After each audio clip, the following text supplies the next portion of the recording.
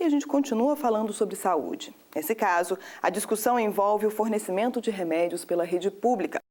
Muitas vezes o medicamento até está previsto na lista do SUS, mas o fornecimento é negado em alguns casos específicos, como, por exemplo, para o tratamento de doenças raras.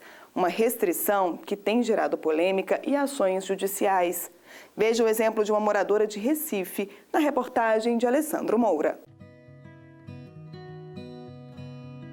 A púrpura é uma doença rara que geralmente atinge mulheres jovens e age de forma silenciosa. O sintoma mais comum é o sangramento provocado a partir de ferimentos simples. É uma doença do sistema imunológico, onde você tem uma diminuição do nível de uns componentes do sistema imune da gente, chamado plaquetas. Essa plaqueta é muito importante para a coagulação. Então, quando essas plaquetas caem, a pessoa tem tendência a fazer sangramento e sangra na pele, aparecendo os pontinhos, que comumente se chama de púrpura, né? A doença pode se manifestar de várias formas. No caso dessa mulher que preferiu não se identificar, os sintomas foram agressivos e as consequências graves. Você chega um ponto que o corpo não aguenta, a cabeça não aguenta. Eu ficava isolada num quarto de hospital e não podia entrar ninguém. Então chega um momento que realmente você não quer mais. Esse médico foi o responsável pelos 7 meses de tratamento, uma luta difícil, em que a paciente ficou entre a vida e a morte. Ela fez o tratamento mais importante, que é chamado plasmaférese, quando basicamente troca o sangue, o plasma da pessoa, né? Várias vezes ela fez esse tratamento. Além disso, usou outra droga chamada rituximab, e na fase que levou a um controle da doença. Só que precisava consolidar, ou seja, manter a doença fora de atividade. E aí foi onde entrou o micofenolato.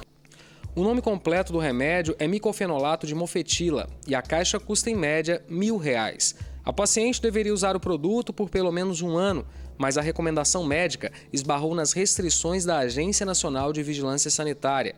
O remédio até faz parte da lista do SUS, mas só é liberado para o tratamento de pessoas que fizeram transplante de rim, coração ou fígado. Como não era o caso, o fornecimento foi negado. Era um medicamento que é fornecido pelo SUS. Então, não para aquela doença específica. No protocolo de tratamento não está a doença da assistida, a púrpura, mas era possível que fosse fornecida administrativamente.